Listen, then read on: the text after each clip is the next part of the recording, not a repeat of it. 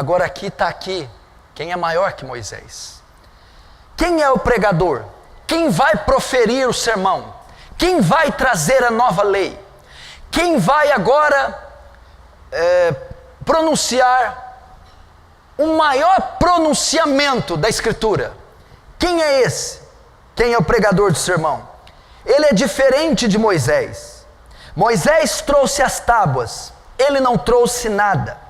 Moisés repetiu o que Deus falara. Ele fala as suas próprias palavras. Ele é o próprio verbo, as próprias tábuas, a própria lei. Ele é a palavra divina em forma humana. Ele é o Messias de Israel.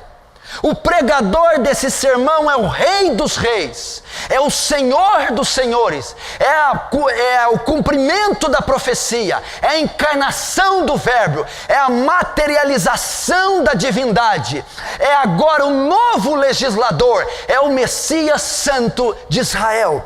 O pregador desse sermão não é Charles Haddon Spurgeon, o príncipe dos pregadores.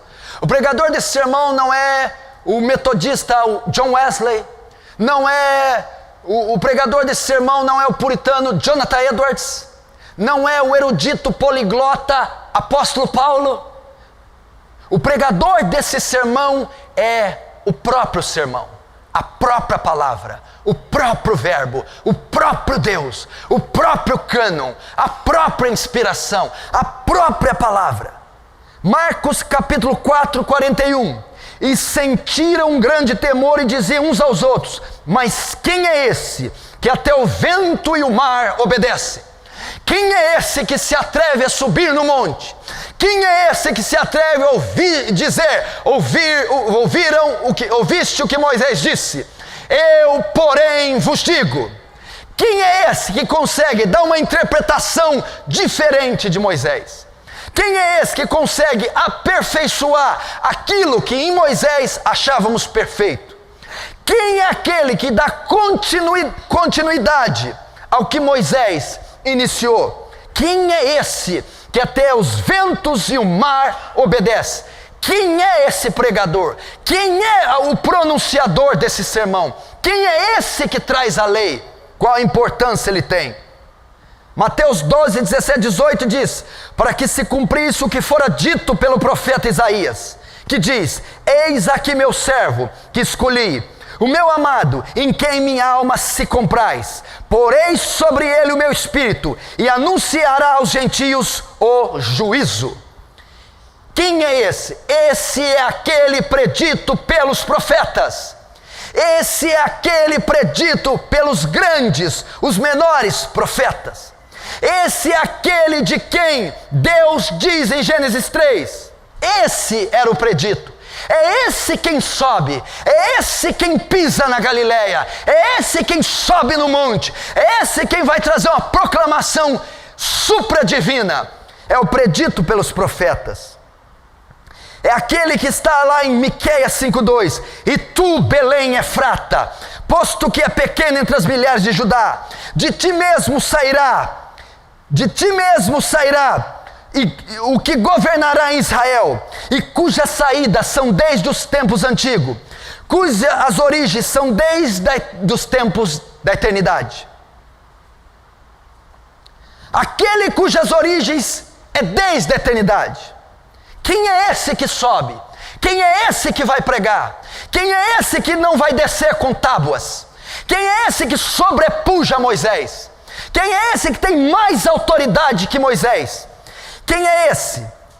Esse é o que governará Israel. Esse é o que vem de Belém de Judá. É esse que os tempos são que as origens são desde a eternidade. Esse não foi criado. Esse não é homem. Esse subsiste para sempre. Este é eterno. João 8, 57, 58. Disseram-lhe, pois, os judeus: ainda não tem 50 anos e viste Abraão? Disse-lhes aquele que subiu no monte, disse-lhes aquele que viria a pregar o maior sermão da história, disse aquele que se equivaleu e sobrepujou Moisés, disse aquele que vai consertar, que vai aperfeiçoar a lei de Moisés, Disse aquele que com seus pés pisou em solo humano.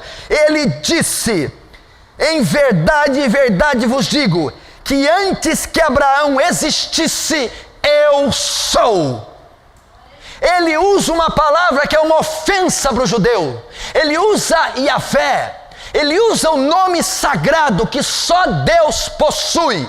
Ele usa o nome que Deus deu a Moisés no Monte Sinai. Ele usa o nome que Isaías pronunciou no capítulo 6. Ele diz: eu sou. Antes de Abraão, eu sou. Antes da lei, eu sou. Antes da existência, eu sou. Eu sou. Quem é esse? É aquele que é maior que Salomão. A rainha do sul se levantará no dia do juízo com essa geração e a condenará, porque veio dos confins da terra para ouvir a sabedoria de Salomão.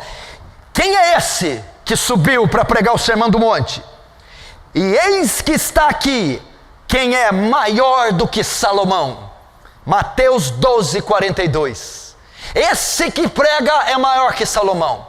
Esse que prega possui uma sabedoria maior do que aquela contida no Provérbios, em Eclesiastes, em Cantares.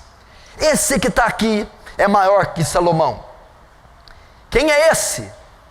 Ele é maior que Jonas. Mateus 12:41. Os ninivitas ressurgirão no juízo com essa geração e a condenarão, porque se arrependeram com a pregação de Jonas. E eis que está aqui quem é maior do que Jonas. Esse quem vai pregar é maior do que Jonas, é maior que Salomão, é antes que Abraão existisse, é antes da eternidade. Esse quem vai subir aqui. De quem mais ele é maior? Ele é maior do que Davi. Estando reunidos os fariseus, interrogou-os Jesus, dizendo: que pensais vós do Cristo? De quem é filho? Os fariseus disseram: de Davi. Respondeu Jesus: como é então que Davi em espírito lhe chama Senhor, dizendo: disse o Senhor a meu Senhor, assenta-te à minha direita, até que eu ponha os teus inimigos por escabelo dos teus pés.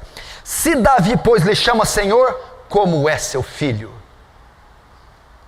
Está aqui quem não é filho de Davi, quem não descende sanguinamente de Davi.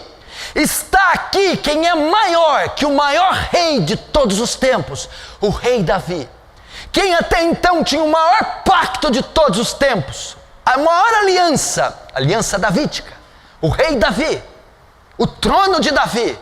Ele está dizendo: vocês pensam que eu sou filho de Davi? Vocês pensam que eu fui gerado das mulheres de Davi? Vocês pensam que eu sou tataraneto de Davi? Não, o próprio Davi me chamou de Senhor. Se eu sou Senhor de Davi, como posso eu ser filho de Davi? Este que vai pregar é maior que Davi. Notem comigo ainda, ele não é só maior que Davi, não é só antes de Abraão, não é só maior que Jonas, não é só maior do que Salomão, e não é só desde a eternidade, ele é maior que Moisés. Isso era um absurdo falar para os judeus, isso era um escândalo.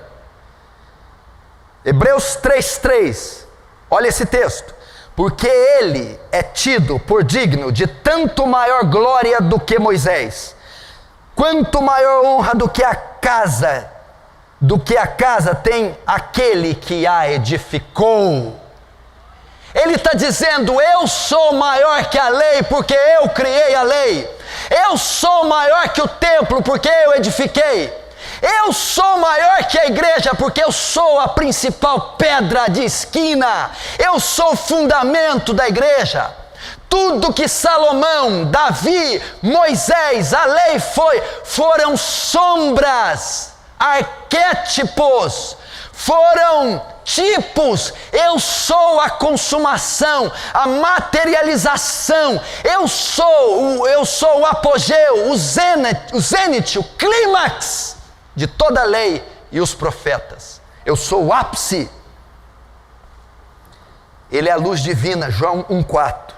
Ele era a luz dos homens. Por que ele subiu no monte? Porque Mateus 5,14 diz: não se esconde uma cidade edificada em um monte, nem se coloca um velador debaixo de um alqueire. Mateus capítulo 5, verso 14 e 15. A Bíblia diz, presta atenção, que você não esconde uma cidade edificada no monte, uma cidade iluminada, fulgurante, potentosa, poderosa, excelsa, augusta. Você não coloca ela numa floresta, nem coloca uma lamparina debaixo de uma mesa, um velador no alqueire. Você não faz isso com a lâmpada. Porque Jesus subiu no monte da Galileia? Porque Ele é a luz do mundo, Ele é a luz dos gentios, Ele é a luz que raiou sobre Zebulon e Naftali. E uma luz não fica coberta debaixo de uma mesa. Uma cidade luminosa não fica nos montes, mas ela mostra a sua luz, ela brilha para que os homens vejam as suas obras e glorifiquem o Pai que está nos céus. Jesus Cristo é o homem. Jesus é aquele que subiu no Sinai, que subiu no Hermon, que subiu no Moriá, que subiu no Carmelo, que subiu no Ebal, que subiu no Gerizim e que sobe agora na Galileia, que vem agora tomar o seu reino, que vem promulgar o seu reino e que vem pregar a mensagem do seu reino. Todos se lembram do sermão Pecadores nas mãos de um Deus irado? Há 300 anos esse sermão foi pregado por Jonathan Edwards. Todo mundo se lembra dele. Muitos se lembram dos sermões de Dwight Lyman Moody, em Chicago, em Londres. Outros tantos se lembram de Spurgeon, que tem 5.000 sermões publicados. Outros tantos se lembram do discurso de Paulo no Areópago, de Estevão diante no Sinédrio para os doutores da lei. Todos se lembram dos discursos proféticos, Jeremias capítulo 7, no templo, no reinado do rei Joaquim, Zedequias. Todos se lembram, mas quem se recorda do maior sermão de todos os tempos? Quem se recorda da lei, da nova aliança? Quem se lembra de um pregador que sobrepuja, supera em muito todos os outros que o antecederam e todos os que o sucederam e que ainda hão de suceder? Jesus, o Messias, o glorioso Santo de Israel, está aqui.